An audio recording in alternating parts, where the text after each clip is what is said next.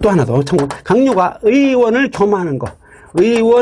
강요가 의원을 겸직하는 게 의원의 각제고, 강요가 의원을 겸할 수 없으면 대통령제예요. 여기 다시 한번 봐요.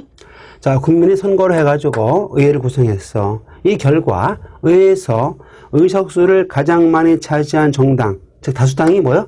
정권을 장악하고 정부를 구성하는데 어떻게 하느냐? 다수당에서 행정부 최고 실권자인 수상을 선출하고, 그렇게 선출된 수상이 자기 소속 정당 의원 중에서 강요를 임명합니다. 그래갖고 하나의 의회 의원들로 하여금 정부가 구성된 때라서 정당 내각이다, 이렇게 얘기를 하는 것이죠. 그러니까 당연히 강요가 장관들이 필히 의원을 겸하게 되는 것이죠.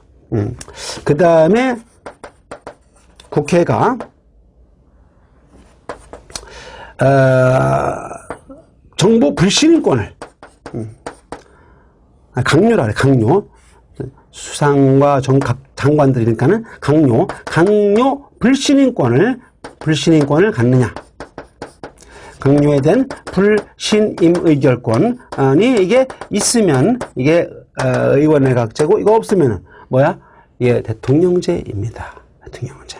이와 같이 서로 이게 상호 간섭하는 거, 견제하고 간섭하는 거란 말이야. 이런 것들 대표적으로 또 견제 수단이기도 해요. 이거는 뭐예요? 정부가 의회를 견제하는 수단.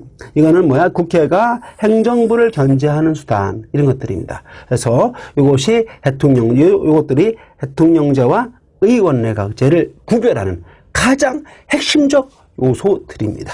자, 여기다가 이제 하나 더 보충하면은 이렇습니다. 대통령제에서도 봐, 견제수단이 있어야 되죠. 뭐냐면 봐, 이거는 의원내각제가 갖는 견제수단인지 대통령제는 없단 말이지요. 그렇다면 대통령제는 이게 없으니까는 뭘 가지고 여기서 이걸 견제하고 여기서 이걸 견제하느냐 하면은, 대통령제에서는 대통령이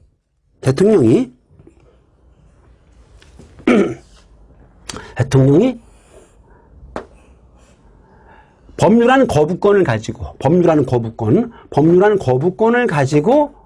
정부가 입법부를 견제합니다. 그 다음에 반면에 입법부, 즉 의회가 정부를 견제할 수 있는 수단은 탄핵소추권 같은 거예요. 탄핵소추. 국회가 대통령에 대한, 국무총리에 대한, 행정각부 장관에 대한 탄핵 소추권을 가지고 견제를 할 수가 있어요. 자, 뭐냐면은 대통령, 국무총리, 행정각부의 장관, 이런 사람들이 직무집행과 관련하여 헌법과 법률을 위배한 때, 이때 국회가 정부에 대한 강요에 대한 탄핵 소추권을 가지고 그들의 권한 남용을 견제하게 됩니다. 자, 이렇게 해서 대통령제와 의원내각제 가장 핵심적 개념만 이 정도 보고 나머지 장단점은 교재를 보시기 바랍니다. 아울러 자, 일단 교재에 보면은 대통령제의 장점이 있어요. 장점에 보면은, 자, 대통령 임기 동안 소신 있는 통치가 가능하기 때문에 임기 동안 전국이 안정되고, 또 정치의 일관성을 기할 수 있다. 그치? 의회의 경솔과 부당한 간섭을 배제해서 어떻게? 자, 대통령제에서는 의원내각제에서는 필요 없지만 대통령제에서 또 견제할 수 있는 게 뭐예요? 법률안 거부권이에요. 법률안 거부권 가지고 국회 다수파의 횡포를 방지함으로써 나아가서 소수의 이익을 보호할 수 있는 그런 장점도 있습니다. 그래서 정치의 일관성과 아울러 소수자의 권익을 보호하는 장점이 있다. 단점은 대통령제에서는 대통령에게 국가원수와 행정부 수반 권한이 동시에 다 주어져 가고 너무 많은 권한이 주어져 있어. 그래갖고 자칫 행정부가 독재할 우려가 있다. 또 이론상으로 지금 여기서 얘기했듯이 입법부와 행정부 간의 간섭이 적은 제도이기 때문에 입법부와 행정부가 충돌했을 때 그 충돌한 것을 해결할 수 있는 방법이 없어요. 그러다 보니까는 정치에 혼란이 발생할 우려가 있습니다. 원래 대통령제는 대통령 임기 동안 전국이 안정된다는 장점이 있으나, 그러나 이론적으로 입법부와 행정부 간의 간섭이 적게 하는 것이기 때문에 입법부와 행정부 간의 충돌이 생기면 이걸 해결할 수 있는, 조화를 시킬 수 있는 매개 변수가 없단 말이에요. 그러다 보니까 어떻게 정치에 혼란이 발생할 수가 있다, 이렇게 얘기합니다. 그 다음에 대통령제는 국민의 선거해가지고 정부를 구성했기 때문에 정부가 국민에 대해 책임을 지는 건데, 그럼 국민이 행정부에 대해서 어떤 방식으로 책임을 묻느냐?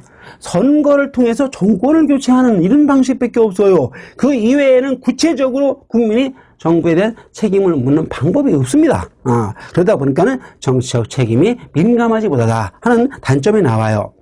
그 다음에 오른쪽 칸에 보면은 의원내각제의 장단점이 있죠. 첫째, 의원내각제는 장점이 민족 책임 정치가 가능하다. 그렇죠? 이거 가지고 국회가 강요된 불신임권 행사하면은 전 강요가 연대 책임을 지고 물러나야 됩니다. 그죠? 그래서 정치적 책임을 명확히 물을 수 있다는 거고, 또 신속하고 적극적인 행정 수행이 가능하다.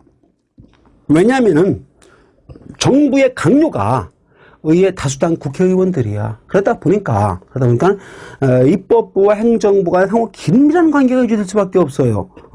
그래서 이제 적극적 신속한 행정 수행이 가능하고, 또 입법부와 행정부의 충돌 시 중재와 해결이 용이한 장점이 있죠. 대통령제 반대죠. 그 다음에 의원내각제에서는 군소정당이 난립했을 때 전국에 불안을 가져올 우려가 있어요. 왜냐하면은 이 의회에서 군소정당이 난립하면 선거 결과 1등을 한 정당이 과반수 의석을 확보하지 못하는 경우가 대부분이에요. 그러다 보니까 특히 이 의석을 가장 많이 차지한 정당과 비슷한 정책을 가지는, 비슷한 이념을 가진 정당끼리 이제 연합을 해서 과반수가 넘을 때까지 연합을 해가지고 그 연합한 정당들로 하여금 강요 임명했고 연립내각을 구성하는 거예요. 그런데 이 연립내각을 구성했을 때는 강요회의가 의원내각제 의결기관이기 때문에 자칫 때로는 강요회의가 각 정당의 연립내각을 구성한 정당끼리의 각 정당의 정책 대결의 장으로 전락할 우려가 있단 말입니다. 그럴 때 전국이 불안해질 수 있다. 그 다음에 정부의 의회 의존으로 강력하고 계속한 정치가 곤란하다. 그렇죠? 왜냐하면은 국회에서 툭 하면은 강요된 불신임안을 의결해. 그러면 어떻게 강요들이 교체된단 말이에요. 그러니까는 일관성 있는 정치가 어렵지요. 그 다음에 반면에 양대 정당제가 확립되었을 때는 다수당이 집권당이고 다수당이 과반수 의석을 확보하는 경우가 대부분이기 때문에 다수당이 횡포가 가능하다는 것입니다. 그 다음에 내각이 정당 간부회의로 내각이 정당 간부회의로 전락할 염려가 있다. 그렇죠? 자, 여기서 보충하면은 이 대통령제는 강요회의가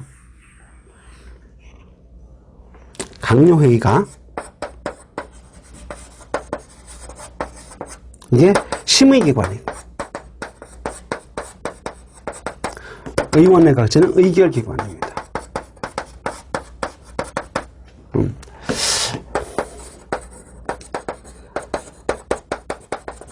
행정부가 의회에 대해 책임을 지는 게 의원내각제고, 행정부가 국민에 대하여 책임을 지는 게 대통령제입니다. 행정부가 국회에 대해 책임을 지면은 의원내각제, 국민에 대해 책임을 지면은 대통령제, 이런 식으로 보충을 하면은 그 장단점을 이해할 수 있고, 하나만 더. 자, 여기서는 대통령제에서는 국민의 선거로 의회를 구성하고 또 별도의 선거로 국회의원 선거지 이거는, 그 다음에 대통령 선거로 정부를 구성합니다. 그러다 보니까 대통령이 소속한 정당과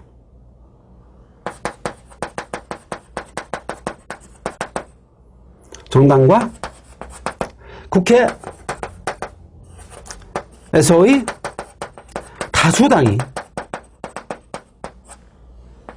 다수당이 다를 수가 있단 말이에요. 즉 여소야대가 될 수 있다는 거야. 이게 가능해요. 여소야대가 나올 수 있다는 거지. 이게 가능하다.